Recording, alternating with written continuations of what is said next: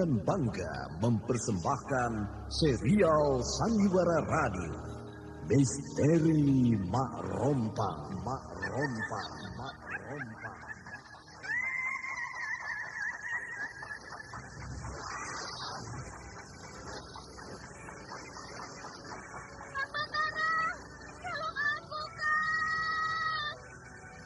Cepat kemari, Wulan.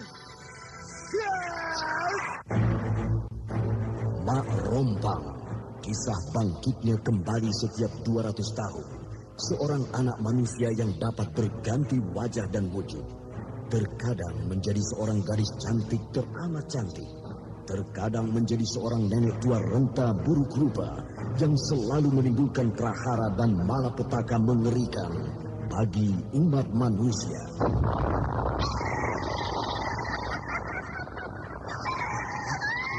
Bahaya, itu dengan bahaya. Sudah, cepat tinggalkan tempat ini. Tunggu, Kahira. Aku mau menutup warung dulu. Jangan pikirkan warungmu, pikirkan nyawamu. Menjauh! Tuk Tunggal sudah menjauh. Takut itu berapa mana? Tuk Tunggal ada di mana, Wira? Tuk Tunggal berada di dalam kabut. Menyingkir semua! Menyingkir keluar dari desa!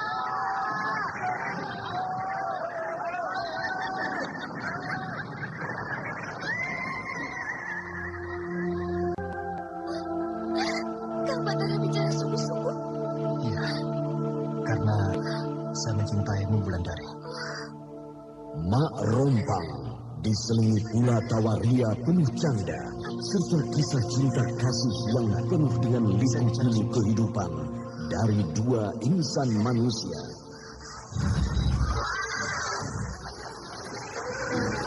Awas di belakangmu, Wulandari!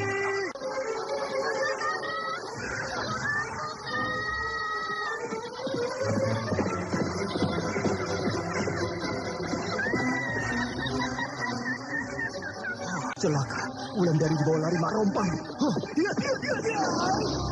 Didukung artis-artis terkenal Ferry Fadli, Yvonne Rose, Anna Sambayon, dan sederet bintang-bintang terkenal lainnya.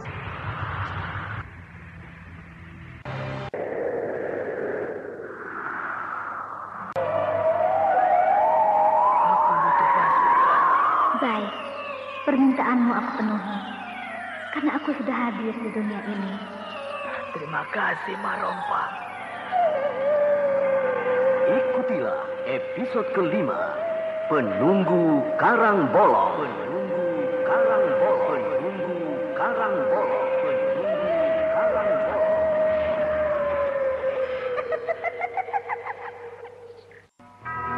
Naskah buah karya Asmadi Syafar.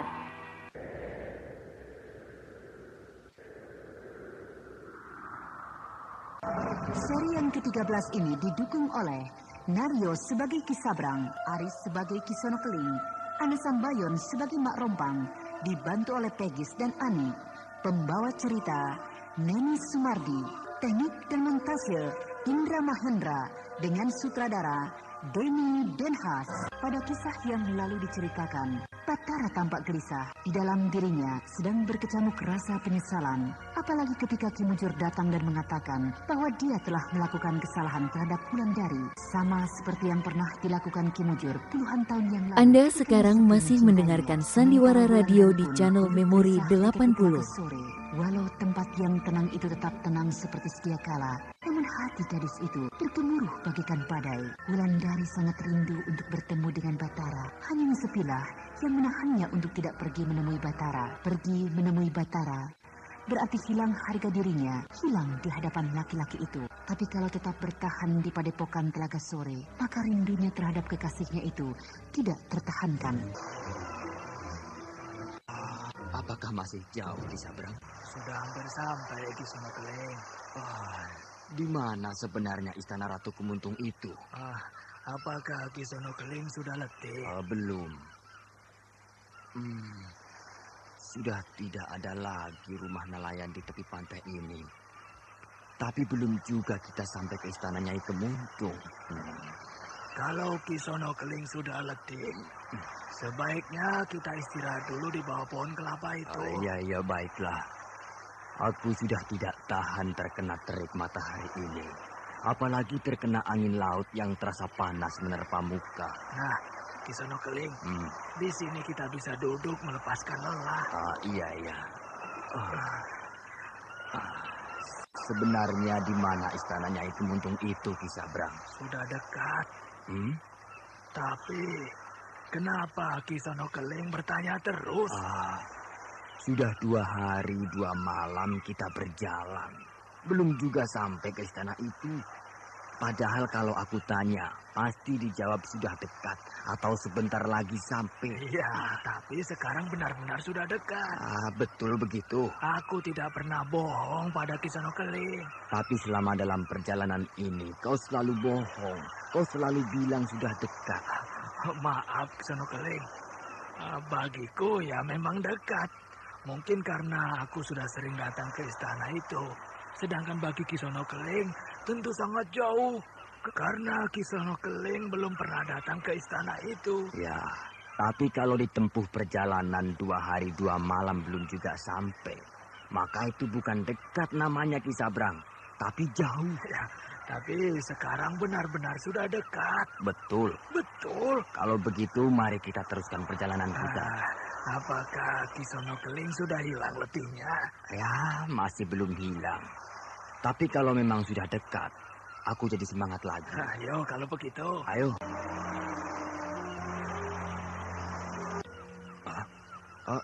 Kita mulai bertemu lagi dengan rumah penduduk. Mana? Tidak ada rumah kan di sekitar sini? Iya, tapi aku melihat 2 orang sedang berjalan ke arah kita. Mana? Itu. Oh iya. Kisono Keling mulai melihat orang-orang Marompang.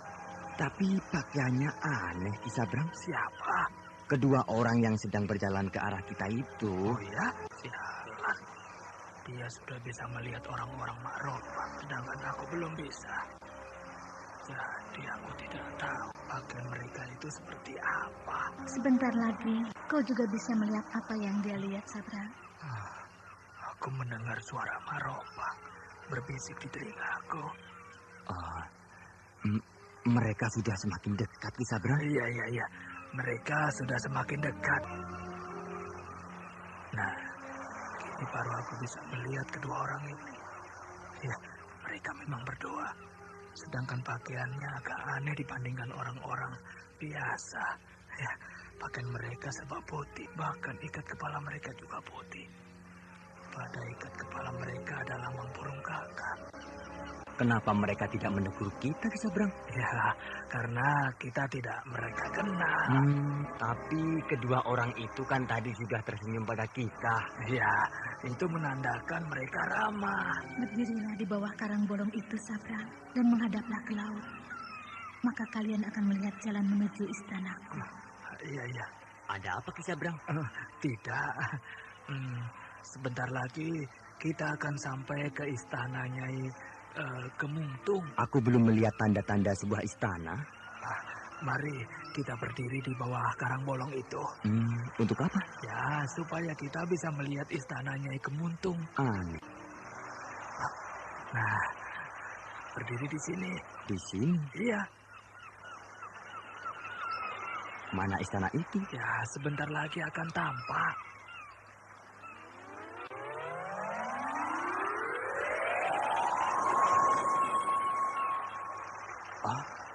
Aneh. Aku tiba-tiba melihat sebuah jalan yang lurus dan indah menuju ke tengah laut. Ya, itu jalan menuju istana Nyai Kemuntung. Dan perhatikanlah baik-baik, di ujung jalan itu tampak berdiri sebuah istana yang indah. Iya, wah, indah sekali. Istana kerajaan Singasari tidak semegah itu. Mari kita ke sana.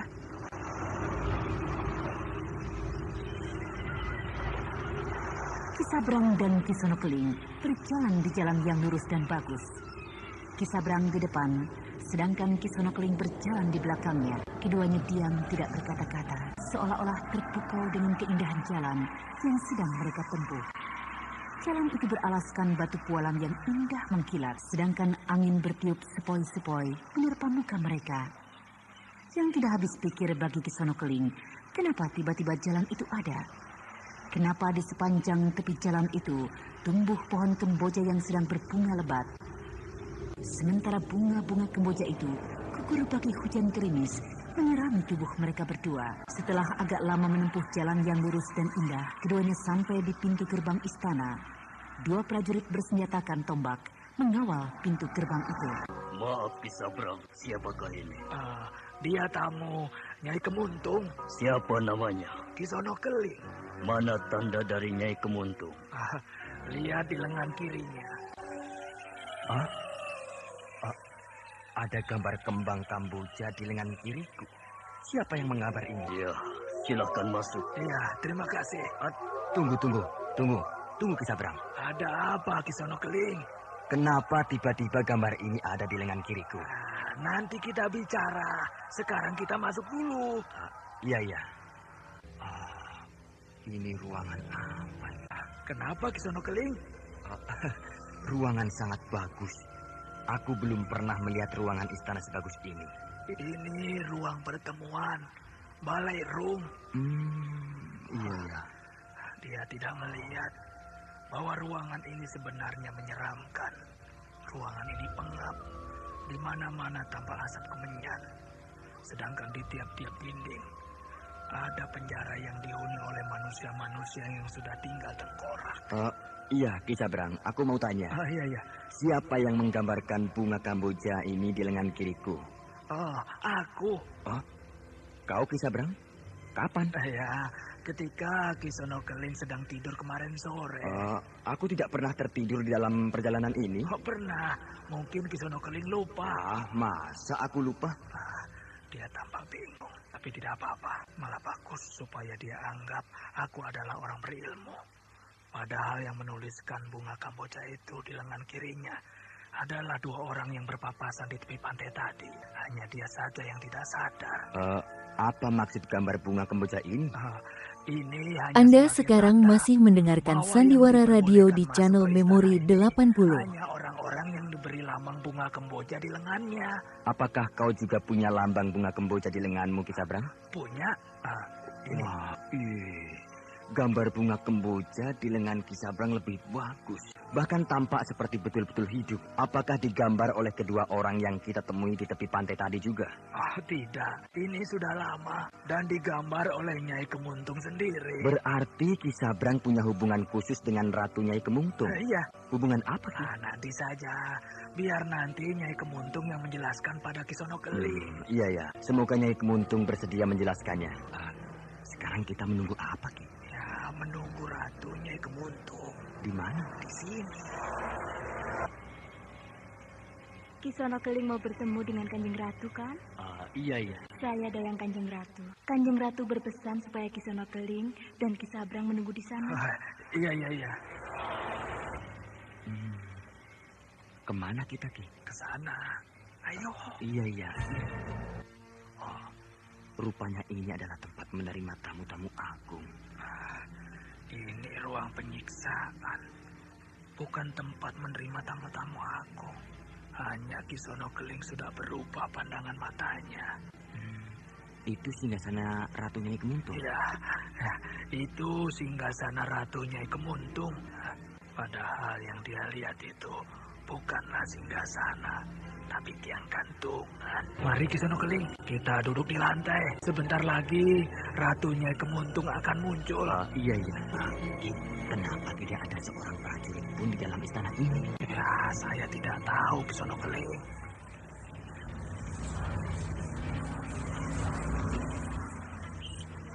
Ratu Nyai Kemuntung akan hadir di ruangan ini. Iya. Aku sudah mendengar langkah-langkah kaki mereka. Bahkan, tapi kenapa suasana ini terasa takut? Aneh bagaimana? Di ujung tirai itu, banyak asap meliputinya. Bahkan asap itu semakin lama semakin tebal. Itu bertanda bahwa Ratu Nyai Kemuntung akan muncul ke ruangan ini. Begitu? Iya.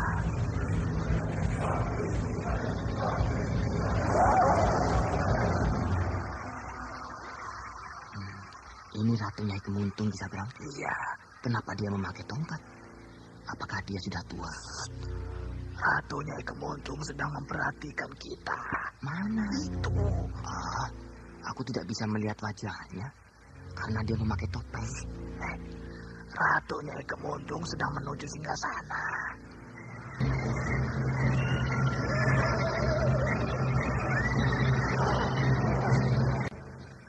Apa tujuanmu kemari, Kisono Keling? Maaf, Kanjeng Ratu.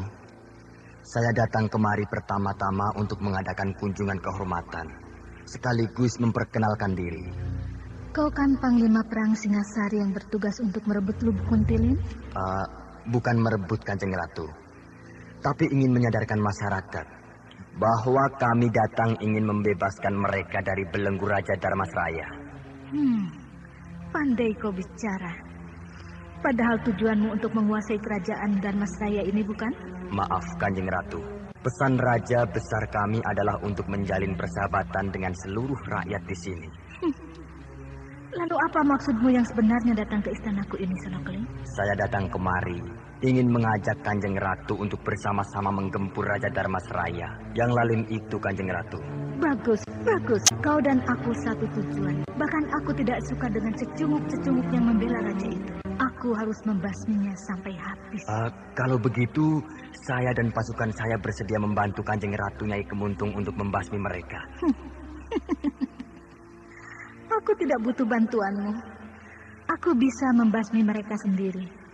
Aku punya kekuatan yang tidak bisa dikalahkan.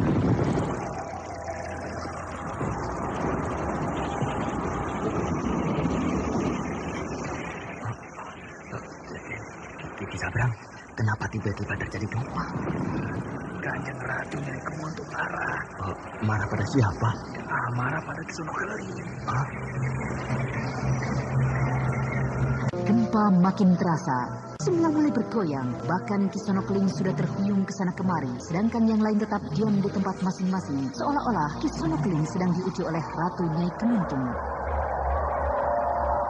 Ketika Kisono Keling menyampaikan maksud dan tujuannya, maka tiba-tiba Ratu Nyai Kemuntung merasa tersinggung. Sehingga dengan serta-merta terjadilah gempa yang menghantam Kisono Keling. Sementara Ki Sabrang tidak merasakan apa-apa.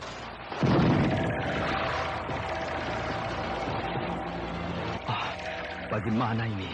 Semua seperti bergoyang, semua seperti berputar. Saya tidak merasakan apa-apa, Kisono Keling. Tapi ini benar-benar gempa, Ki Sabrang. Lihat, semua menjadi miring. Nah, lihat. Sekarang semua miring ke kanan. Tuh. Dan kini miring ke kiri. Nah. Aduh, gempa ini bertambah hebat. Gempa ini makin menggila, Ki Sabrang. Tidak ada gempa, Kisono Keling. Semua biasa-biasa saja. Ini benar-benar gempa, Ki Sabrang. Nah. Ini miring ke depan, Ki Sabrang. Aduh, aku seperti diseret ke depan. Kisono Keling, kenapa Kisono Keling berpegang kuat-kuat pada tiang ini? Ki Sabrang, rasanya bumi sedang miring ke depan. Aku seperti ditarik ke depan. Tidak ada apa-apa. Tidak ada gempa, Kisono Keling. Iya, gempa ini sedang menyeretku ke dalam bumi. Tidak ada gempa, Kisono Keling. Lihatlah, aku masih duduk di sini dengan tenang. Kanjeng Ratu Nyai Kemuntung masih duduk di singgasananya dengan tenang. Sedangkan para dayang masih berdiri di samping Ratu Nyai Kemuntung sambil mengipasi Kanjeng Ratu. Mungkin kalian sedang mempermainkan aku. Gempa ini makin menghebat. Gempa ini makin menggila. Aku merasakan ditarik ke dalam bumi.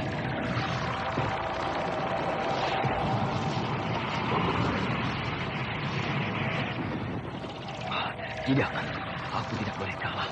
Aku harus bertahan. Aku harus bisa bertahan. Aku tidak boleh menyerah. Aku harus bertahan. Walau gempa makin menghebat. Aduh. Aku tidak boleh menyerah. Aku harus hidup. Aku harus kuat. Aku adalah seorang perwira Singasara yang diberi kepercayaan oleh Kanjeng Gusti Kertanegara. Tubuhku seperti sedang ditarik ribuan orang ke belakang. Aduh. Kanjeng Gusti Kertanegara, berilah aku kekuatan. Berilah aku ketabahan, supaya aku tetap bisa menjalankan tugasku di kerajaan Dharmasraya ini. Tunjukkanlah kesaktian Kanjeng Gusti sekarang juga.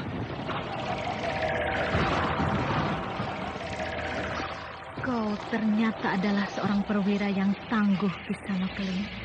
Berhentikanlah semedimu, bukalah matamu. Hilang, gempa itu telah reda. Ya. Gempa itu telah reda. Apakah aku tidak salah lihat, Kanjeng Ratu? Kenapa? Setelah Kanjeng Ratu tidak memakai topeng lagi, ternyata Kanjeng Ratu adalah ratu yang sangat cantik. Saya belum pernah melihat seorang ratu secantik Kanjeng Ratu. Itu hanya penglihatanmu saja, Senokeling. Padahal wajahku sangat buruk kalau kau melihat wajah asliku. Kanjeng Ratu sangat merendah. Sudahlah. Kita tidak usah mempersoalkan kecantikan wajahku. Tapi aku suka kepadamu. Karena kau adalah seorang perwira pilihan. Sehingga kau tidak ambruk terkena gempa bumi tadi. Itu berkat kemurahan hati Kanjeng Ratu. Kalau tidak, tentu saya sudah ambruk beberapa waktu yang lalu. Ini katakan, apa maksudmu sesungguhnya datang kemari? Kanjeng Ratu, saya datang kemari untuk mengharapkan kerjasama dengan kerajaan ini. Sehingga kita bisa sama-sama menghancurkan kerajaan Dharmasraya. Dalam bentuk apa aku harus membantumu? Dalam bentuk angkatan perang, Kanjeng Ratu. Karena saya mengharapkan sekali bantuan prajurit perang untuk menggempur kerajaan Dharmasraya. Kalau cuma itu, akan aku penuhi. Karena aku punya angkatan perang yang besar dan kuat. Bahkan lebih kuat daripada kerajaan Dharmasraya. Terima kasih, Kanjeng Ratu. Sekali lagi, terima kasih atas kesediaan Kanjeng Ratu membantu saya. Tapi ingat, angkatan perangku hanya mau membantumu bila mengadakan pertempuran pada malam hari. Tapi biasanya tidak ada perang yang dilakukan pada malam hari, Kanjeng Ratu. Itu syarat dariku. Kalau kau membutuhkan bantuan. Kalau tidak, terserah padamu. Karena aku tidak akan mengerahkan prajuritku pada siang hari. Ikuti saja apa mau Kanjeng Ratu. Tidak ada perang yang dilakukan pada malam hari, Ki Sabrang. Kalau Ki Sonokeling menolak, maka Kanjeng Ratu tidak akan mau membantu Ki Sonokeling. Bahkan mungkin Ki Sonokeling tidak akan bisa keluar dari kerajaan ini. Nah, aku tidak bohong. Tapi kalau Ki Sonokeling tidak mau, maka bencana akan menimpa Ki Sonokeling. Iya, baiklah. Baiklah, Kanjeng Ratu. Segala bantuan dan kebaikan Kanjeng Ratu, saya terima dengan segala puji syukur. Bagus. Bila kau membutuhkan angkatan perangku, kau tinggal katakan pada Ki Sabrang. Maka angkatan perangku akan segera datang. Karena Ki Sabrang adalah panglima perangnya. Maaf Ki Sabrang. Saya tidak mengira kalau Ki Sabrang adalah seorang panglima perang dari sebuah kerajaan yang besar seperti ini. Tidak apa-apa. Tidak usah dipikirkan. Kenapa tiba-tiba aku ditunjuk jadi panglima perang? Wah, apa aku bisa? Nah, untuk menghormati kunjunganmu, maka aku akan menjamumu makan siang sekarang juga. Terima kasih, Kanjeng Ratu. Sekali lagi terima kasih yang tidak terhingga. Mari, kita masuk ke ruangan itu. Iya, Kanjeng Ratu. Siapa itu? Mana? Itu, pelayan tua itu. Itu Ki Sukra. Dia memang pelayan di istana ini. Tapi kenapa dia sama dengan aku? Sama? Iya, wajahnya sama betul dengan aku. Seolah-olah kami berdua adalah orang kembar. Begitu. Tapi kan Ki Sonokeling belum setua dia. Ki Sonokeling masih gagah. Aku seperti melihat diriku yang sudah tua di dalam cermin. Mari silahkan masuk ke ruangan santap ini. Iya, kenapa dia tidak terkejut melihat wajahku? Kisanak bernama Sukra? Iya, kenapa? Ada yang tidak beres pada nama saya? Tidak. Permisi, Raden. Iya, dia tidak terkejut melihatku. Seolah-olah wajahnya tidak mirip dengan wajahku. Karena kami berdua sudah dijamu sedemikian rupa oleh Kanjeng Ratu, ya. Karena hari pun sudah semakin siang, maka kami mohon diri dari hadapan Kanjeng Ratu Nyai Kemuntung. Mau kemana kalian sekarang? Mau kembali ke Lubuk Mentilin. Silahkan. Tapi hanya kau sendiri, Ki Sabrang. Sedangkan Ki Sonokeling Aku tahan untuk 1 malam di istana ini. Tapi saya, Kanjeng Ratu... Aku mengharapkan kau tinggal semalam di istana ini, Kisono Keling. Karena ada hal-hal yang akan aku sampaikan kepadamu. Aku hanya ingin bicara denganmu berdua saja, tanpa ada orang lain yang mendengarkannya. Kalau memang itu yang Kanjeng Ratu minta, maka saya akan bersedia tinggal di istana ini untuk 1 malam. Bagus. Nah, pergilah kau Sabrang, karena tugasmu sudah selesai. Baik, Kanjeng Ratu. Saya mohon diri. Saya merasa sangat mendapat kehormatan besar. Bisa dijamu makan malam seperti tadi, Kanjeng Ratu. Itu karena kau adalah tamu istimewa bagiku. Saya cuma seorang perwira pasukan, Kanjeng Ratu. Tidak bisa disamakan dengan Kanjeng Ratu. Tapi bagiku, kau adalah tamu istimewaku malam ini. Terima kasih, Kanjeng Ratu. Apakah kau sudah bertemu dengan pelayanku tadi siang, Kisono Keling? Sudah, Kanjeng Ratu. Pelayan yang bernama Ki Sukra, kalau saya tidak salah. Dulu dia adalah seorang panglima perang yang hebat. Yang gagah perkasa di medan tempur. Banyak jasa-jasanya pada kerajaan ini. Sehingga akhirnya aku ambil dia menjadi suamiku. Jadi Ki Sukra adalah suami Kanjeng Ratu? Ya, namun suatu hari dia pulang dari medan perang dengan tubuh penuh luka. Sehingga aku menjadi cemas. Tapi akhirnya dia sembuh berkat obat-obatan yang aku ramu. Namun ketika sudah sembuh, dia menjadi tua, lesu, dan tidak punya kekuatan apa-apa lagi sebagai panglima perang kerajaan. Akhirnya dia minta sendiri kepadaku agar dia menjadi pelayan di istana saja. Kasihan.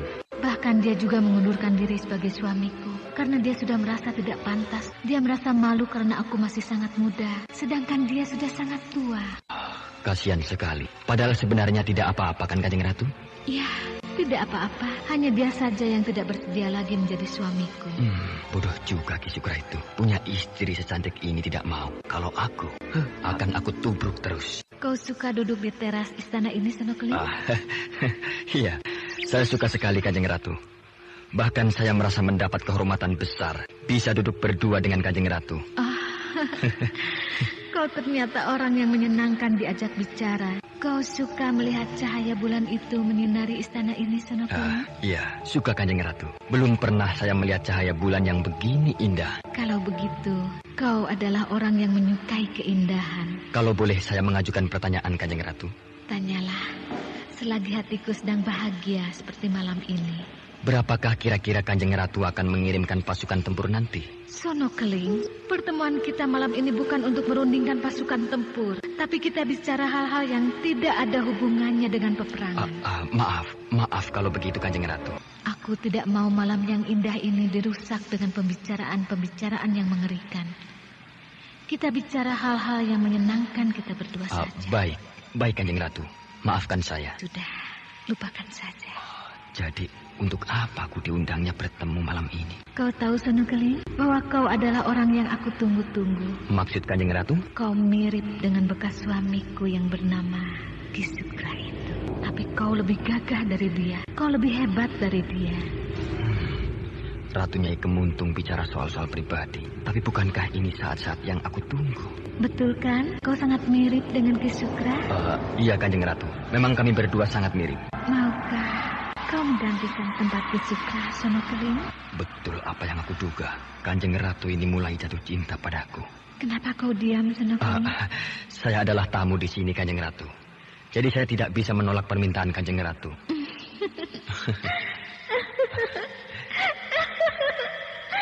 Ternyata kau adalah tamu yang menyenangkan, Ki Sono Keling. Kau adalah teman yang menggembirakan bagiku malam ini.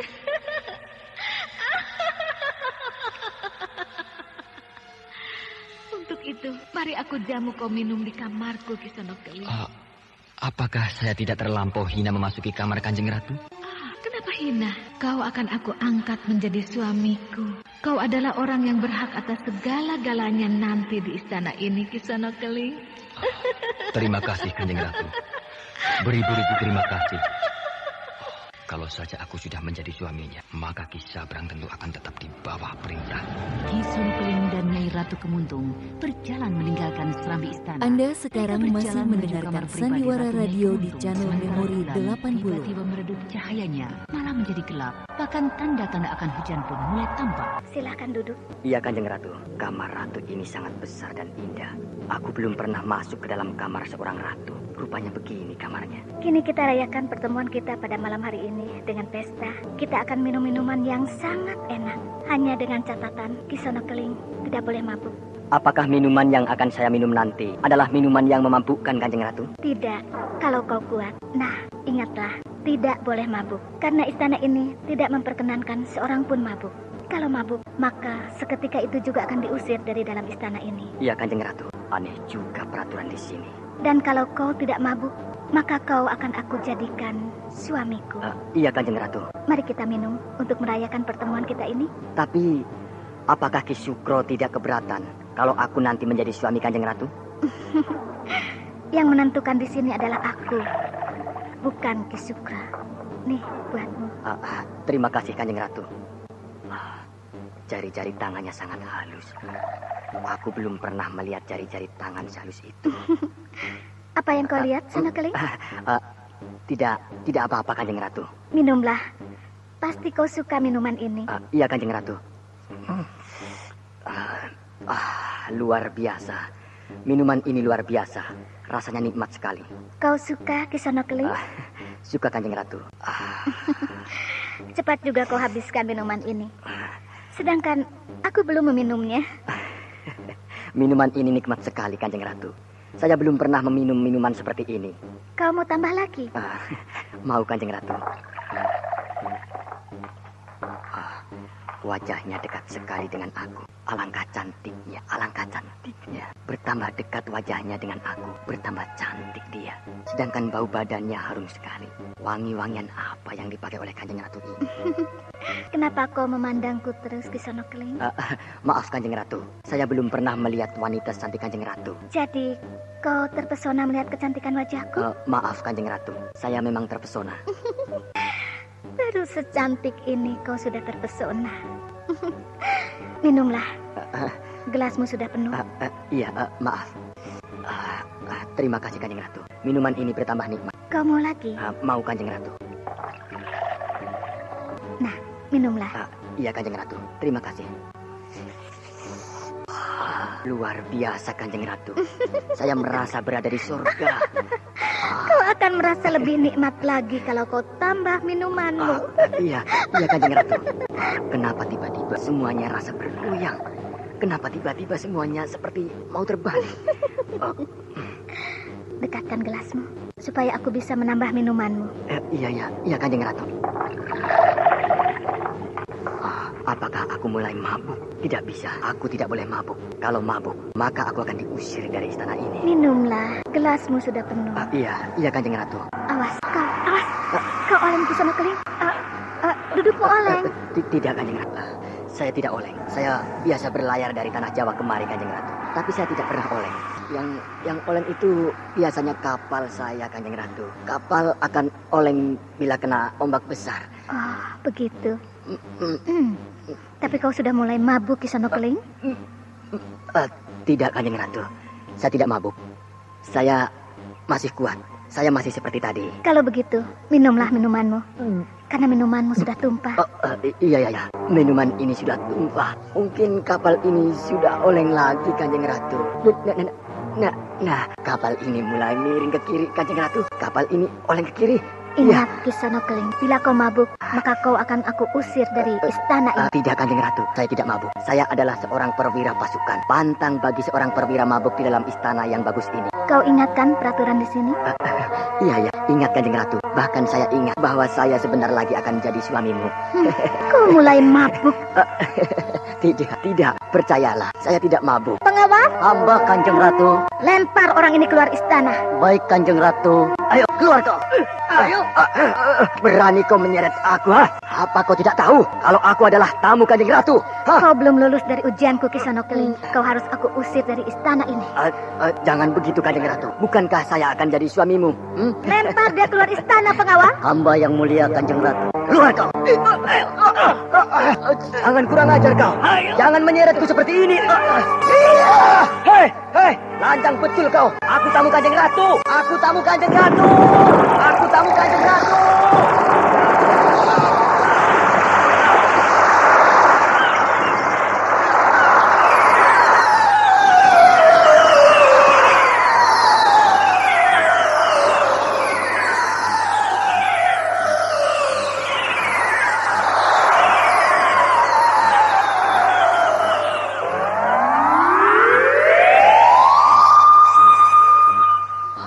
Di mana aku?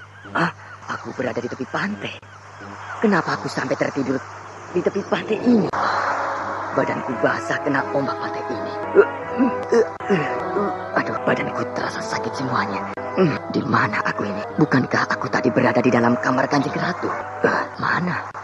Mana istana itu? Kenapa tiba-tiba semuanya berubah? Kenapa tiba-tiba aku berada di tepi pantai yang sepi ini? Aku harus mencari rumah penduduk. Aku tidak tahu berada di mana. Matahari terik sekali. Pasti hari ini sedang tengah hari. Nah, itu ada seorang nelayan berjalan menuju kemari. Di sana, boleh saya bertanya? Boleh. Tolong tunjukkan di mana istana Kanjeng Ratu Nyai Kemuntung. Istana? Iya. Di sekitar pantai ini tidak ada istana. Ada. Baru saja saya berada di dalam istana itu. Tidak ada istana di sekitar tempat ini, Den. Saya tahu betul. Karena saya adalah penduduk pantai ini. Saya tidak bohong. Saya baru saja berada di dalam istana itu. Kisanak mimpi. Tapi baiklah. Marilah ke rumahku. Supaya Kisanak bisa aku beri baju yang kering. Jauh rumahmu dari sini. Di balik bukit itu, Kisanak. Ayolah. Nanti Kisanak sakit, basah-basah seperti itu. Iya. Nah, ini istriku. Iya. Siapa ini, Kang? Orang yang tersesat di tepi laut Karangbolong. Oh, tempat itu angker, Kisanak. Angker? Saya baru tahu kalau tempat itu angker. Nah, gantilah baju Kisanak dengan ini, supaya tidak masuk angin nanti. Iya, terima kasih. Aku akan siapkan minuman hangat untuk Kisanak. Terima kasih. Pakaian ini pas betul di badan saya. Mungkin karena badan kita sama besar. Iya, sama besar. Oh ya, siapa nama Kisanak? Dan dari mana Kisanak berasal? Nama saya Sono Keling. Saya berasal dari Lubuk Mentiling. Lubuk Mentiling? Iya. Wah, jauh sekali kampung Kisanak. Ya, cukup jauh dari sini. Mungkin 2 hari 2 malam dari desa ini. Apa nama desa ini? Karangbolong. Silakan. Ini air jahe. Segar untuk diminum hangat-hangat. Iya, terima kasih. Apakah betul tempat saya terdampar tadi angker? Ya, pantai Karangbolong itu angker. Orang sering hilang di sana, Kisanak. Terutama orang pendatang seperti Kisanak ini. Hilang? Iya, hilang dibawa oleh Ratu Nyai Kemuntung. Kalau bukan Ratu Nyai Kemuntung yang membawanya, pasti Ki Sukra yang membawanya. Ratu Nyai Kemuntung, Ki Sukra. Ya, kedua orang itu yang aku temui di istana Nyai Kemuntung. Tapi apa iya mereka itu adalah para dedemit? Rasanya tidak. Karena aku ke sana dibawa oleh Ki Sabrang. Tidak mungkin Ki Sabrang berteman dengan para dedemit. Kisanak? Kisanak? Iya. Kenapa Kisanak termenung? Saya bertemu dengan kedua orang itu. Hah? Kisanak bertemu dengan kedua nama itu? Iya. Saya bahkan sampai ke istana Ratu Nyai Kemuntung. Oh, rupanya istana itu yang Kisanak tanyakan padaku tadi. Iya. Istana Ratu Nyai Kemuntung. Kisanak adalah orang yang beruntung. Kenapa? Biasanya orang tidak akan bisa kembali lagi bila sudah sampai dibawa oleh penghuni Karangbolong itu. Betul begitu? Betul, Kisanak. Bahkan kadang-kadang yang kembali sudah menjadi mayat. Apa betul keterangan kedua suami istri ini? Ci, ayo pulang. Aku tidak akan pulang. Ayolah, hari sudah siang. Aku tidak akan pulang. Ci, jangan terus ke sana. Tempat itu angker. Biar, aku tidak takut. Baiklah, aku minta maaf kalau kata-kataku tadi salah. Tapi kuharap kamu pulang. Tidak, aku tidak akan pulang. Jadi, kamu mau ke sana? Mau duduk di bawah Karangbolong itu. Ici, tempat itu angker. Ayo pulang. Aku bilang tidak ya tidak. Lalu, kapan kamu akan pulang? Terserah aku. Kalau begitu, aku pulang sekarang. Pulanglah. Baiklah, aku tidak tanggung jawab kalau terjadi apa-apa padamu. Tidak usah. Aku bisa jaga diriku sendiri. Laki apa seperti itu? Dia bohongi aku. Padahal tadi malam dia pergi sama si Atun. Tapi dia bilang tidak. Sedangkan aku melihat dengan mata kepalaku sendiri. Aku tidak suka padanya. Dia telah menipu aku. Padahal aku sudah mencoba melawan kemauan orang tuaku. Aku sudah mengorbankan segala-galanya demi dia. Tapi dia begitu. Dia mengkhianati aku. Aku tidak mau lagi dengan dia. Dia penipu. Dia pembohong. Maaf, aku melihatmu duduk di sini sejak tadi. Kau pasti sedang sedih. Sedikit. Kekasihmu itu memang bukan laki-laki yang bisa dipercaya. Kisana tahu persoalanku. Tahu, bahkan tadi malam aku memang melihat dia berjalan bersama dengan si Atun. Kisana juga melihat mereka tadi malam? Iya, aku juga benci bila melihat laki-laki seperti dia. Dia memang laki-laki yang tidak bisa dipercaya. Sudah 2 kali saya ditipu seperti ini. Kalau begitu, jangan hiraukan dia lagi. Mulai hari ini, saya sudah bertekad tidak akan mau mengenal dengan dia lagi. Bagus, kau perempuan yang berhati baja. Iya, aku harus begitu. Kalau tidak, semua laki-laki akan seenaknya nanti pada saya. Ya, memang harus begitu.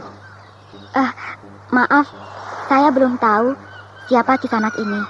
Rasanya saya baru kali ini melihat Kisanak. Memang, kita baru kali ini bertemu. Di mana rumah Kisanak? Itu? Ada jalan yang bagus di hadapanku. Tadi saya tidak melihat jalan itu. Itu karena kau sedang sedih. Jadi kau tidak memperhatikan ada jalan di sana.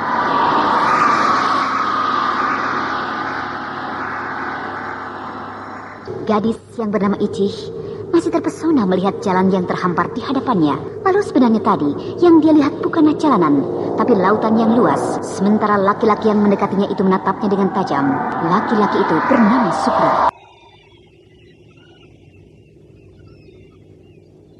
Kau mau mengunjungi rumahku, Icih? Di mana rumah Kisanak? Ya, kalau kita tempuh jalan ini, maka kita akan sampai di rumahku. Kalau saya ke rumah Kisanak, bagaimana nanti dengan kedua orang tua saya? Bukankah kau sudah sering membohongi orang tuamu? Jadi, saya harus membohongi kedua orang tua saya? Ya, seperti yang sudah-sudah. Kau katakan saja kau pergi ke rumah pamanmu atau pergi menginap ke rumah kakakmu. Apakah rumah Kisanak jauh dari sini? Tidak, hanya kalau kau akan menginap di rumahku, boleh saja. Apakah rumah Kisanak besar? Besar dan luas. Ayo, mari ke rumahku. Apa yang bisa aku lakukan di rumahmu, Kisanak? Kau sedang dalam kesedihan. Kau akan terhibur kalau kau berada di rumahku. Karena di sana ada hal-hal yang belum pernah kau lihat sebelumnya. Di sana kau akan bisa melihat ikan di dalam kolam yang bagus. Kau akan dapatkan makanan-makanan yang lezat-lezat yang belum pernah kau makan. Dan kau akan dilayani oleh para dayang yang cantik-cantik. Apakah kau seorang raja? Bukan, aku hanya orang biasa. Tidak, aku yakin kau adalah seorang raja. Tidak, aku hanya orang biasa, sama seperti kamu. Ayo, kita ke rumahku. Semoga kau akan terhibur nanti di sana. Semoga kesedihan hatimu akan hilang sampai di rumahku nanti. Baiklah. Indah, sungguh indah. Apa yang indah? Jalan ini di kiri kanannya tumbuh pohon bunga kemboja. Pohon bunga ini pasti sengaja ditanam. Oh tidak, pohon kemboja itu tumbuh sendiri. Pasti ditanam, karena tumbuh dengan teratur. Wah, indah sekali. Bunga-bunga ini berguguran menyiram tubuhku. Ya, mungkin dia mengucapkan selamat datang padamu. Mungkin juga. Siapa mereka? Ini para dayang yang menanti kedatanganmu. Ini bukan rumah, tapi sebuah istana. Apa ini? Minumlah. Itu air pelepas dahagamu. Terima kasih. Air ini nikmat sekali. Lebih nikmat dari air kelapa muda di tepi pantai. Setiap tamu yang datang kemari selalu diberi air itu. Karena pasti tamu yang datang itu haus.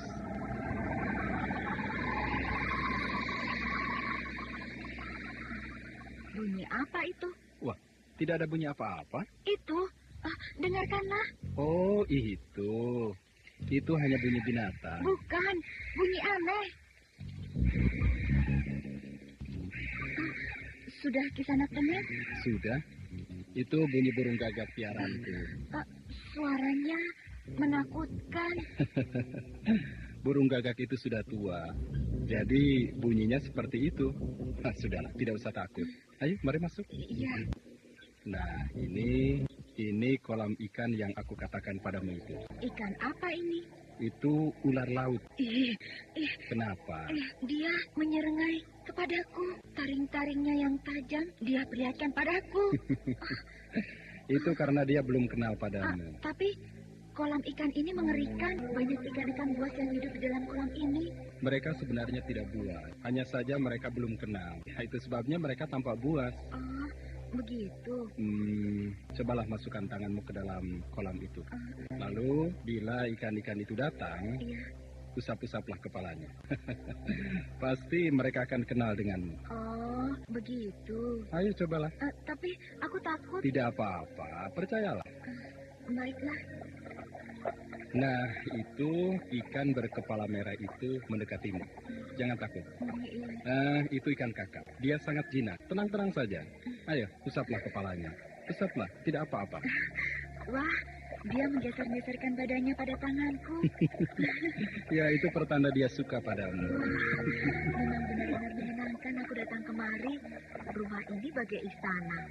Sedangkan istana sangat baik padaku. Sekarang mari kita ke dalam. Ada apa di dalam? Aku akan perlihatkan kamar tidur para tamu yang datang kemari. Oh, jadi ada kamar untuk tamu-tamu yang datang kemari? Ya ada, juga untukmu. Mari. Iya. Ruangan ini terasa seram dan gelap. Itu karena kau belum biasa saja. Ada apa? Aku melihat seorang perempuan tua lewat di sana. Oh, itu. Dia dayangku yang paling tua. Tapi wajahnya seram sekali. Ya, itu karena kau belum kenal dengan dia. Padahal dia itu baik sekali. Bahkan dia akan sangat hormat bila dia tahu kamu adalah tamuku. Mari. Kenapa tiba-tiba ada kabut di dalam ruangan ini? Kenapa ruangan ini jadi gelap? Karena hari sudah malam. Malam? Bukankah tadi hari masih siang? Masih tengah hari? Iya, tapi sekarang sudah gelap, sudah malam. Kok cepat betul? Ya, itu hanya karena perasaanmu saja. Kau tadi terlampau lama bermain-main dengan ikan di dalam kolam. Aku tidak lama di kolam itu, hanya sebentar. Itu kan hanya perasaanmu saja. Ruangan ini remang-remang dan berkabut. Aku jadi takut. Mari ke kamarmu, kalau kau takut. Kamar? Apakah aku harus masuk ke dalam kamar? Karena hari sudah malam, sebaiknya kau menginap saja di rumah ini. Aku punya kamar yang indah dan menyenangkan buatmu. Aku tidak mau. Aku mau pulang saja. Loh, di luar gelap sekali. Aku tidak berani mengantarkan kau pulang. Dan lagi, kau sudah biasa kan menginap di tempat lain? Tapi tempat ini menyeramkan. Itu karena kau belum biasa. Lama-lama kau akan terbiasa di ruangan ini. Tidak. Aku tidak mau di ruangan ini. Kalau begitu, mari ke kamarmu. Baiklah.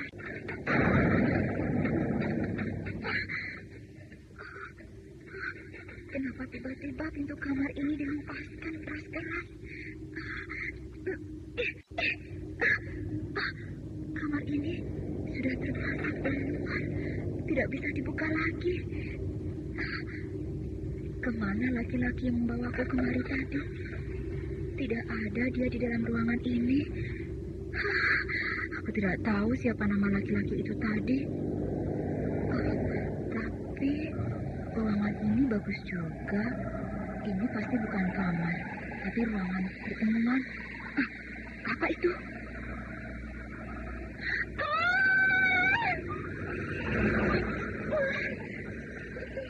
Ular laut yang ada di dalam kolam ikan tadi. Kenapa ular itu ada di sini? Kenapa ular itu ada di dalam ruangan ini? Ular itu menyeringai. Ular itu menampakkan taring-taringnya yang tajam padaku. Apakah dia akan menggigitku? Kus. Pergi sana, pergi. Ular itu makin mendekat kemari. Dia tampaknya marah. Aku harus lari ke pojok itu. Ular itu tahu kalau aku lari kemari. Aku harus bisa keluar dari dalam ruangan ini. Pintu ini benar-benar terpasang dari luar. Tolong bukakan pintu ini. Tidak ada yang mendengar suaraku. Sedang ular itu semakin dekat. Ular itu sudah berada di dekat kakiku. Aku harus lari ke sana. Siapa kau? Kau yang aku lihat tadi kan? Rupanya kau sudah masuk kemari tanpa izinku. Aku kemari bersama dengan seorang laki-laki pemilik rumah ini. Kau sudah masuk ke istanaku tanpa izinku. Perempuan tua ini bertungkatkan lambang burung gagak. Pasti dia Nyai Kemuntung. Apa yang kau lihat? Kau pasti Nyai Kemuntung. Kau rupanya tahu siapa aku.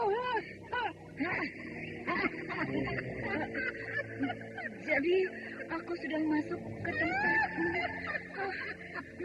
Aku bernama Nyai Kemuntung. Aku juga bernama Makrum. Kau datang kemari bersama laki-laki. Anda sekarang masih mendengarkan Sandiwara Radio di channel Memori 80. Mempermainkan suamiku. Tidak, aku tidak mempermainkan dia. Dialah yang membawaku kemari.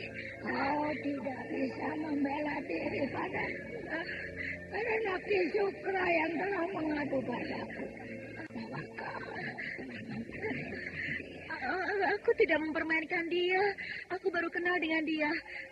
Lalu dia yang mengajakku kemari. Kau telah mempermainkan dia. Kau telah mempermainkan suamiku. Ini Ki Sukra. Bukan. Ki Sukra ini tua. Sedangkan yang aku kenal tadi masih muda. Nah, ini aku. Aku sebenarnya adalah kekasihmu yang kau tinggalkan di tepi pantai Karangbolong tadi, Ici. Kalau kau tidak percaya, perhatikanlah aku baik-baik.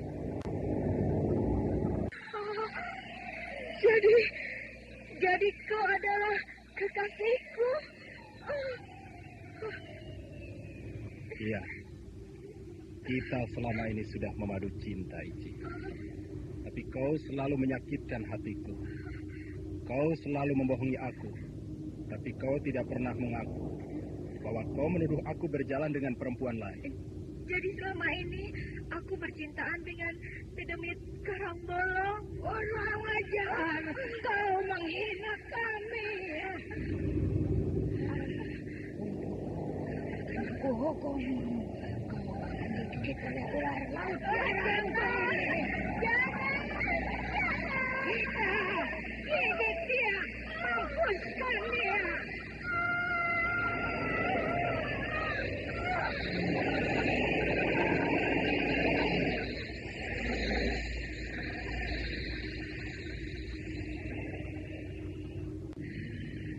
Akan aku lempar mayat perempuan hina ini ke tempatnya semua.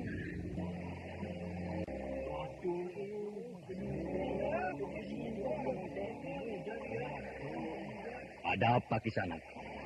Apa yang dilihat oleh orang-orang itu? Mayat perempuan muda. Namanya Ici. Kasihan. Sudah 1 minggu ini dia hilang. Kata orang-orang dia dibawa lari oleh penunggu Karangbolong. Dia dibawa oleh Nyai Kemuntung. Oh, apa betul begitu? Betul. Nama perempuan muda itu Ici. Sudah hampir 2 bulan ini, dia memadu kasih dengan seorang pemuda yang tidak dikenal. Nah, orang-orang desa menduga bahwa dia memadu kasih dengan Ki Sukra, suami Nyai Kemuntung. Ki Sukra? Mungkin Nyai Kemuntung tidak suka suaminya direbut, maka perempuan muda itu dibunuhnya. Apa tandanya? Kalau dia dibunuh oleh Nyai Kemuntung? Di lengan atau di leher perempuan itu ada bekas gigitan. Nah, biasanya gigitan itu gigitan ular Nyai Kemuntung.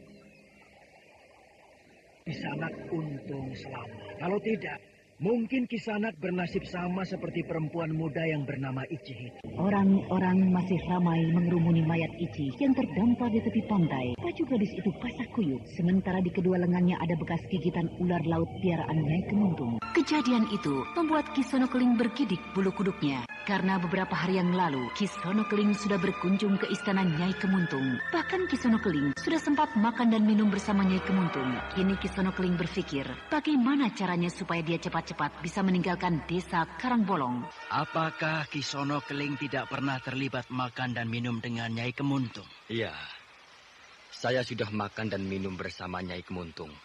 Berapa lama Kisono Keling di istana Nyai Kemuntung itu? Cuma 1 malam. Berarti Kisono Keling sudah hilang atau sudah meninggalkan dunia ramai ini sebulan lamanya. 1 bulan? Ya, ukuran 1 hari bagi mereka, maka 1 bulan bagi kita ini, Kisono. Kalau begitu, gadis yang bernama Ichi itu sudah... Gadis yang bernama Ichi itu sudah hilang 1 minggu lamanya. Ya, paling-paling di sana dia baru merasakannya setengah hari. Tapi Kisono Keling termasuk orang yang beruntung. Karena Kisono Keling bisa kembali ke dunia ramai ini dalam keadaan hidup. Bahkan tidak kurang suatu apapun. Apakah ada orang yang kembali dengan keadaan yang lain? Ada. Misalnya dia kembali, tapi dalam keadaan bisu atau gila. Jadi betul, kalau Nyai Kemuntung itu bukan manusia biasa, Kisanak? Betul. Ratu Nyai Kemuntung itu sebangsa dedemit. Bahkan keganasannya sudah ada sejak ratusan tahun yang lalu. Kira-kira sudah ada kerajaan Nyai Kemuntung itu 200 tahun yang lalu. Bahkan mungkin lebih, begitu kata orang-orang tua kami di sini. Silahkan Kisono Keling, minuman hangat dan rebus ubinya. Iya. Saya selama di sini selalu merepotkan Kisanak berdua. Tidak. Kami malah senang bila ada tamu seperti Kisono Keling ini. Maklum, kami kan tidak punya anak. Sehingga kalau ada tamu yang menginap di rumah ini, kami merasa gembira sekali. Terima kasih kalau begitu. Ayo Kisono Keling, jangan malu-malu. Diminum dan dimakan hidangannya. Iya. Akan aku makan nanti. Oh iya Kisono Keling. Karena Kisono Keling sudah sehat betul. Apakah boleh saya bertanya? Boleh. Tentang apa itu? Tentang keadaan desa Lubuk Mentilin. Oh, boleh. Kenapa tidak? Kabarnya, apa iya desa Lubuk Mentilin sekarang dalam keadaan bahaya? Bahaya? Iya, Kisono Keling. Menurut berita yang kami dengar di sini, Lubuk Mentilin sedang dalam keadaan perang. Perang melawan kerajaan Singasari. Oh, itu. Iya. Sekarang sedang terjadi perang di sana. Lalu, kenapa Kisono Keling tidak ikut berperang? Atau Kisono Keling memang sengaja lari menghindari peperangan? Oh, tidak. Kenapa harus lari? Bukankah membela negara adalah pekerjaan yang mulia? Jadi Kisono Keling juga ikut berjuang membela negara? Iya, ikut. Wah, kalau aku jadi Kisono Keling, akan aku sembelih 1 persatu orang-orang Singosari itu.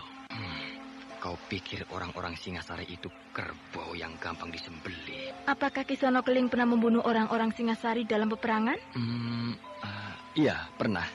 Ngeri ya, membunuh orang. Iya, ngeri juga. Kalau saja aku bersama prajuritku di sini, maka kalian berdua yang akan aku sembelih. Karena kalian pasti benci pada orang-orang Singasari. Sekarang bagaimana keadaan desa itu, Kisono Keling? Apakah sudah aman? Tapi menurut berita orang-orang yang baru kembali dari sana, pasukan Lubuk Mentilin dapat memukul mundur pasukan Singasari. Betul begitu, Kisono Keling? Ya tidak juga. Tapi pasukan Singasari sedang mengandurkan serangan saja. Oh, begitu. Lalu menurut Kisono Keling, apakah pasukan Singasari akan bisa merebut kerajaan Dharmasraya ini? Ya bisa. Iya, bisa. Tapi orang-orang Dharmasraya hebat ya. Kita perlu berbangga. Karena sudah selama ini pasukan Singasari belum juga bisa merebut kerajaan Dharmasraya. Bahkan mendekat kota raja saja, tentara Singasari itu sulit sekali. Iya, hebat. Kisono Keling, kalau Kisono Keling berperang lagi, berapa orang Kisono Keling akan membunuh tentara Singasari? Kalau dalam peperangan, kita tidak bisa mengira-ngira berapa orang bisa kita bunuh. Bahkan bisa-bisa kita yang terbunuh kalau tidak hati-hati. Maksud saya, kalau Kisono Keling punya kesempatan untuk membunuh tentara Singasari, berapa orang kira-kira yang akan Kisono Keling bunuh? Kalau menurutmu bagaimana? Kalau menurut saya akan membunuh sebanyak-banyaknya. Kenapa begitu? Karena mereka seenaknya saja datang kemari dengan maksud untuk merebut kerajaan Dharmasraya. Iya, benar Ki Sono Keling. Mereka datang tanpa permisi, tanpa bilang apa-apa. Tiba-tiba mereka menyerbu kerajaan. Bukankah itu suatu penghinaan bagi orang-orang Dharmasraya? Jadi sudah sepantasnya mereka dibunuh, dihancurkan. Ternyata orang-orang di desa ini berpihak pada kerajaan Dharmasraya. Kalau saja mereka tahu bahwa aku adalah salah seorang panglima perang kerajaan Singasari, maka habislah riwayatku. Ki Sono Keling, iya ya. Kenapa termenung? Apakah Ki Sono Keling ingat kampung halaman? Tidak. Kalau Ki Sono Keling pulang ke kampung, tolong sampaikan pada orang desa Lubuk Mendili bahwa kami di sini siap membantu bila dibutuhkan. Kami siap perang menghadapi tentara Singasari. Iya, akan saya sampaikan nanti. Bagaimana Ki Kunjara? Sudah 1 bulan lebih Ki Sono Keling belum juga kembali. Apa yang harus kita lakukan? Saya tidak berani berbuat apa-apa tanpa Ki Sono Keling, Ki Sabrang. Apalagi mengadakan penyerbuan ke pusat pertahanan musuh. Tapi kita harus bertindak sebelum musuh menjepit kita, Ki Kunjara. Saya mengerti, Ki Sabrang. Saya mengerti. Ini memang tugas saya sebagai komandan pasukan. Tapi saya tidak berani mengadakan penyerbuan karena akibatnya sangat berbahaya. Kalau kita tidak menyerbu sekarang, maka mereka yang akan menyerbu kita. Kita akan sambut mereka kalau mereka berani mengadakan penyerbuan, Ki Sabrang. Mereka berani. Mereka sudah siap untuk mengadakan penyerbuan. Kita sudah siap untuk menanti mereka. Sudah, serbu saja. Itu jalan yang paling baik untuk menuju kemenangan. Ki Sabrang, perwira pasukan adalah aku, bukan Ki Sabrang. Terserah, tapi kalau pasukan ini hancur, jangan salahkan aku. Aku yang bertanggung jawab, Ki Sabrang, bukan Ki Sabrang. Kenapa kau lesu, Batara? Apa yang kau pikirkan? Tidak ada apa-apa, Ki Lurah. Saya sudah siap ditugaskan untuk penyerbuan besok pagi. Tapi beberapa hari ini aku lihat selalu murung. Pasti ada sesuatu yang kau pikirkan. Tidak ada, Ki Lurah. Saya siap untuk perang besok pagi. Batara, perang bukanlah hal yang main-main. Menangnya sebuah peperangan tergantung dari yang memimpin pasukan di dalam peperangan. Kalau kau besok pagi memimpin pasukanmu, tapi kau murung seperti ini, maka aku khawatir kita tidak bisa memenangkan peperangan besok pagi. Karena perwira tumpuanku adalah kau. Saya siap untuk memimpin pasukan perang besok pagi, Ki Lurah. Aku tidak yakin kau siap, Batara. Aku tidak yakin. Aku tidak mau pasukan kita hancur karena kau belum siap. Baiklah, untuk itu penyerbuan aku undur seminggu lagi. Saya betul-betul sudah siap, Ki Lurah. Saya siap besok pagi. Percayalah. Jangan kita mengorbankan orang lain. Kau harus tenang dulu. Kau harus siapkan dirimu dulu, baru kita mengadakan penyerbuan. Tapi bukankah penyerbuan untuk besok pagi sudah kita rancang sedemikian rupa, sehingga pasukan kita sudah siap semuanya? Aku perintahkan untuk diundur seminggu lagi. Baiklah, saya patuhi perintah Ki Lurah. Nepatmi, kenapa aku jadi begini? Aku seolah-olah kehilangan pegangan. Aku seolah-olah tidak punya siapa-siapa lagi di dunia ini, walau aku masih punya Ki Mujur. Atau Ki Lurah tempat aku berlindung dan bertanya. Nepatmi dan kaum kerabat yang berkubur di sini. Aku iri karena aku masih berada di dunia fana ini. Sedangkan Nepatmi, Kisena dan kaum kerabat yang lain sudah selesai menjalankan tugas bakti di dunia fana. Itu sebabnya aku ingin pergi berperang besok pagi. Karena aku ingin menyusul Nepatmi, Kisena dan kerabat yang lain. Aku ingin hilang dari dunia fana ini. Aku ingin hilang dari beban yang teramat berat ini. Kau laki-laki penakut, Batara. Ki Mujur? Aku mengikutimu sejak dari pendopo kelurahan, Batara. Aku kira kau akan membuat suatu kejutan, sehingga kau akan bisa menerima beban tugas itu nanti dengan pikiran yang jernih. Ternyata tidak. Kau pergi kemari ke kuburan leluhurmu hanya untuk mengatakan bahwa kau sudah kalah sebelum berperang. Aku malu mempunyai murid sepertimu. Aku tidak mengerti maksud Ki Guru. Bukankah kau murung karena Wulandari? Ayo jawablah. Iya. Kenapa hanya karena seorang perempuan kau sampai mau mati sekarang juga, Batara? Padahal persoalan perempuan bagi laki-laki adalah sebagian dari persoalan hidup yang begini besar. Bukan sebaliknya. Saya sangat benci Ki Guru.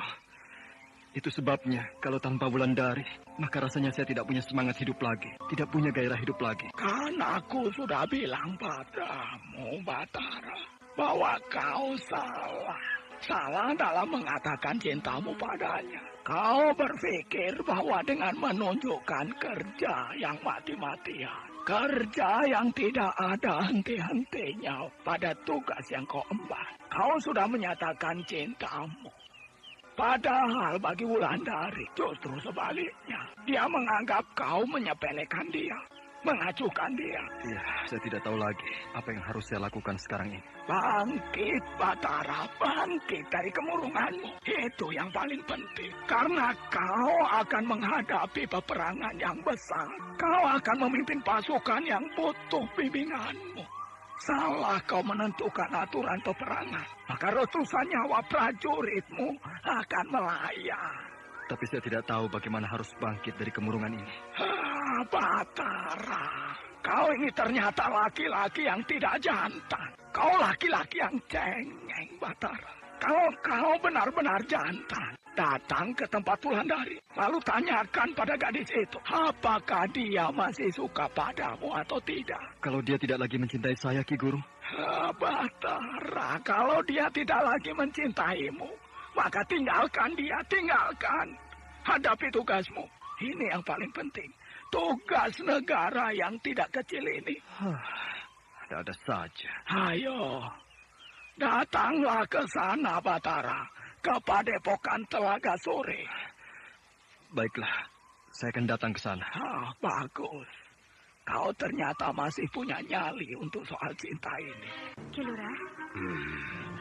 Sudah lama kau tidak muncul di pendopo kelurahan ini, anakku. Saya sedang mengurusi pasukan saya, Ki Lurah.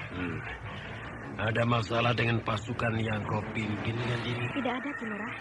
Kami semuanya sudah siap untuk penyerbuan besok pagi. Besok pagi? Apa kau tidak tahu kalau besok pagi itu penyerbuan dibatalkan? Maaf, Ki Lurah. Saya tidak bisa menghadiri pertemuan pembatalan itu. Tapi saya sangat kecewa mendengarnya. Apalagi pembatalan itu dikarenakan oleh Batara. Apakah hanya Batara yang kita andalkan di dalam pasukan ini? Apakah karena seorang yang bernama Batara maka urusan negara kita batalkan? Kau tidak mengerti urusannya, anakku. Ki Lurah selalu membela dia. Padahal dia tidak pernah memikirkan kita. Tidak pernah memikirkan negara ini. Gandini masih bertengkar dengan ayahnya. Sedangkan Batara baru saja turun dari bukit tempat leluhurnya dimakamkan. Dia itu sedang dalam kemurungan, anakku. Itu sebabnya penyerbuan besok pagi itu aku batalkan. Aku juga bisa memimpin pasukan untuk menyerbu pasukan Singasari yang sedang kebingungan itu, Ki Lurah. Aku tahu, tapi aku ingin kita menyerbu tidak tanggung-tanggung. Kita menyerbu dengan cara sapu bersih. Aku tidak ingin satu pun tentara Singasari tersisa di daerah ini. Aku sanggup menyerbu dengan sapu bersih. Kau jangan mengikuti perasaanmu, Gandini. Soal perang bukanlah soal main-main, nyawa taruhannya. Kalau dia kita tunggu-tunggu juga, maka kita yang akan disapu bersih oleh tentara Singasari. Gandini, aku seperti melihat sebuah dendam padamu sore ini. Dendam pada Batara. Betul begitu? Kang Batara telah menyakitkan hati saya, Ki Lurah. Mana mungkin dia mau menyakiti hatimu, anakku. Tidak mungkin. Ki Lurah masih membela dia. Saya heran. Kenapa Ki Lurah selalu membela dia, sedangkan saya selalu disalahkan? Siapa sebenarnya anak Ki Lurah? Saya atau Kang Batara? Kau adalah anakku, Gandini. Anak kandungku satu-satunya. Tapi aku tidak mau kalau anakku yang bersalah, maka aku salahkan orang lain. Apa salah saya, Ki Lurah? Apa salah saya? Salahmu, karena kau tidak mau mengikuti perintahku. Kau tetap ingin menyerbu besok pagi, sedangkan penyerbuan sudah aku tangguhkan. Bukankah kau salah dalam hal ini? Iya, maafkan saya. Tapi saya heran, kenapa hanya karena Kang Batara murung, Ki Lurah membatalkan penyerbuan ini. Kau seperti tidak mengerti apa yang aku inginkan. Sudahlah, kita tidak usah mempersoalkan penyerbuan itulah. Yang penting bagimu, tunggu perintahku kapan kita harus menyerbu. Iya, Ki Lurah. Bagaimana berita yang kau kumpulkan sampai hari ini tentang keadaan pasukan Singasari? Masih seperti kemarin. Panglima perang mereka yang bernama Kisono Keling belum juga hadir di tengah-tengah mereka. Aku khawatir. Jangan-jangan Kisono Keling sudah gugur di medan perang sebulan yang lalu. Ketika Batara tertangkap pun, dia tidak melihat Kisono Keling di antara pasukan Singasari itu. Tapi itu sudah sebulan yang lalu. Namun menurut laporan pasukan pengintai, Kisono Keling memang tidak berada di antara pasukannya yang sedang berkemah itu. Aku yakin dia sedang mempersiapkan kekuatan sehingga dia tidak menampakkan diri. Misalnya Ki Lurah? Misalnya dia sedang pergi ke suatu tempat atau sedang kembali ke Singasari untuk meminta bantuan pasukan. Tidak mudah untuk kembali ke Singasari karena memakan waktu yang lama berlayar ke sana. Tapi pendapat Ki Lurah bisa saja masuk akal. Untuk itulah aku anjurkan kita menyerbu saja besok pagi. Sementara mereka tidak punya pimpinan pasukan. Aku kan sudah bilang Gandini, jangan kau atur aku dalam hal menyerbu ke sana. Aku lebih tahu daripadamu. Aku punya naluri sebagai pemimpin pasukan. Dan naluriku mengatakan bahwa kalau kita menyerbu besok pagi maka kita akan hancur. Baiklah, saya ikut perintah Ki Lurah. Kau sudah melihat dari dekat kekuatan mereka, Tembok? Sudah, keadaan pasukan mereka masih seperti dulu juga. Tidak ada perubahan. Seharusnya kita beri mereka pukulan yang hebat besok pagi, baru mereka hancur. Ya, seharusnya memang begitu. Kita kubur mereka hidup-hidup di tanah kerajaan Dharmasraya ini, baru mereka jerah. Sayang, orang tuaku tidak mau melaksanakan penyerbuan itu karena Kang Batara sedang dalam keadaan murung. Oh, nasib sebuah pasukan kini tampaknya ditentukan oleh satu orang. Kalau orang itu murung, tidak siap untuk berperang, maka diundurlah peperangan itu. Ya, tampaknya Batara memang sedang dalam keadaan tidak seperti hari-hari yang biasanya. Dia sedang ada persoalan yang berat. Ya, kau sendiri melihatnya kan, bahwa sudah 1 bulan ini dia tidak punya semangat. Seolah-olah dia seperti orang yang sudah mati, sudah tidak ada gairah untuk hidup. Ah, itu kan salahnya sendiri. Hah, salah bagaimana? Batara masih mencintai Wulandari, sedangkan istrinya yang berada di Tegalsari sedang hamil tua. Hah, istri? Batara sudah beristri? Apa kau belum tahu? Belum. Dulu, ketika Batara pergi ke kota raja, dia jatuh cinta pada seorang gadis yang bernama Ani. Oh. Gadis itu cukup cantik. Terus? Walau kecantikan gadis itu belum ada apa-apanya bila dibandingkan dengan Wulandari. Tapi itulah laki-laki. Asal cantik sedikit, sudah mam, sudah gemas. Sehingga akhirnya sepakat untuk menikah. Susah mempercayai laki-laki. Ya, untung aku tidak termasuk laki-laki yang seperti itu ya. Pokoknya laki-laki sama, titik. Mana bisa sama? Sama. Tidak. Ada penjaga menuju lari. Wah, selamat kita. Untung penjaga itu tidak melihat kita. Nah, kalau tidak, mungkin kita bisa dihukum gantung oleh orang-orang Singasari malam ini. Itu karena kau berdebat yang tidak ada gunanya. Kalau aku bilang laki-laki itu sama saja di dunia ini, maka kau tidak usah membantah lagi. Ya, aku kan tidak sama dengan Batara, Gandini. Aku tidak pernah main gila dengan gadis lain. Itu urusanmu. Kau mau main gila atau tidak, aku tidak mau tahu. Aku bicara begini, ya supaya kau tahu saja bahwa aku, laki-laki yang bernama Tembong, adalah laki-laki baik, tidak pernah macam-macam. Nah, itu sebabnya banyak orang yang sayang padaku. Alah, sudahlah. Aku bosan mendengar cerita yang itu lagi. Tapi rasanya cerita begini baru sekarang aku bicarakan padamu. Kau lihat, obor-obor yang menyala di kejauhan itu. Iya ya. Wah, banyak obor yang bergerak menuju kemari. Tampaknya obor-obor itu sedang menuju ke perkemahan pasukan Singasari. Jangan-jangan Kisono Keling sudah kembali. Kembali dari mana? Kembali dari kerajaan Singasari atau dari tempat yang lain. Lalu dia kembali ke sini dengan membawa bala bantuan. Mungkin juga ya. Banyak sekali bala bantuan yang dia bawa. Lihat pasukan yang baru datang itu berhenti di perkemahan pasukan Singasari. Pakaian mereka serba putih. Anda sekarang masih mendengarkan Sandiwara Radio di channel Memori 80. Iya ya. Nah, kini pasukan yang baru datang itu berhenti. Tanpa bergerak sedikit pun. Seolah-olah seperti patung. Iya ya. Wah, bentuk mereka mengerikan. Terkena cahaya obor. Ayo kita pulang. Tunggu dulu. Kita lihat apa yang akan mereka lakukan. 1, 2, 3, 4. Wah, ada 5 ekor kuda yang berdiri di tiap-tiap satu barisan. Berarti mereka ada 5 orang perwira. Ayo kita pulang. Tunggu dulu. Kenapa harus cepat-cepat pulang? Kita kan sudah tahu kalau mereka punya bala bantuan yang sebanyak itu. Apalagi? Kau yang datang itu, Gandini? Iya, Ki Lurah. Duduklah. Terima kasih, Ki Lurah.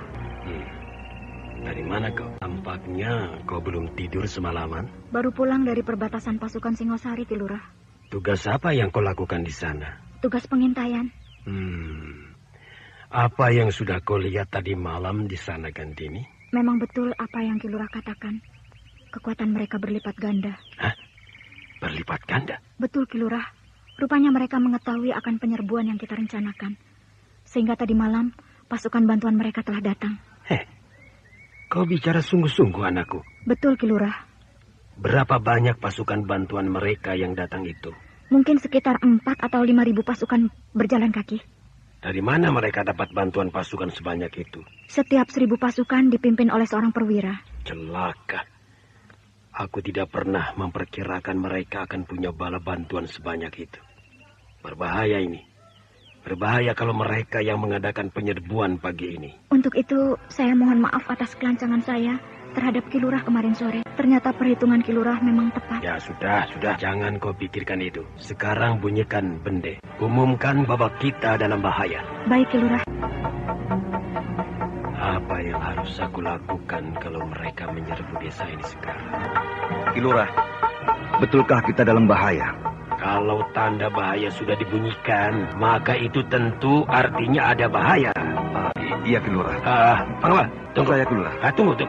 Suruh datang Batara kemari cepat. Baik, Ki Lurah. Bantuan mereka ada 5.000 pasukan. Sedangkan pasukan inti mereka berkekuatan 10.000 orang. Celaka. Desa ini dalam bahaya. Karena aku hanya punya 5.000 pasukan. Itu pun terdiri dari pasukan cadangan yang tidak bisa diandalkan. Maaf, Ki Lurah. Saya tidak bisa menemukan Batara. Tidak bisa? Yang kau bisa itu apa? Maaf, Ki Lurah. Kata sebagian orang, sejak kemarin sore Batara tidak ada. Ada yang melihat Batara pergi meninggalkan desa kemarin sore. Tapi ada pula yang mengatakan bahwa mereka melihat Batara di kuburan Nek Patmi kemarin sore. Celaka, betul-betul celaka. Dalam keadaan berbahaya seperti ini, aku tidak punya seorang perwira pun untuk menghadapi serbuan pasukan musuh. Bahaya ini. Kiriksa masih mundar-mandir di pendopo kelurahan. Sementara pasukan desa sedang sibuk membuat pertahanan bila tiba-tiba ada serangan dari pasukan Singosari. Kesibukan itu bertambah riuh ketika wanita dan anak-anak lari hilir mudik mencari tempat untuk berlindung. Nah, saudara pendengar, bagaimanakah kelanjutan kisah ini? Untuk mengetahui jawabannya, ikutilah lanjutan cerita ini pada seri berikutnya. Demikianlah tadi serial Sandiwara Radio Misteri Mak Rompang episode kelima, Penunggu Karang Bolong, dipersembahkan oleh Denhas Adia Suara bekerja sama dengan PT Sinar Effendi Murni, produsen tablet obat kuat Aladina, obat terlambat bulan Menpas Kapsul, tablet obat kuat dan pegalinu Duta Rema, dan jamu godok Cap Gorilla. Terima kasih atas perhatian Anda. Sampai jumpa.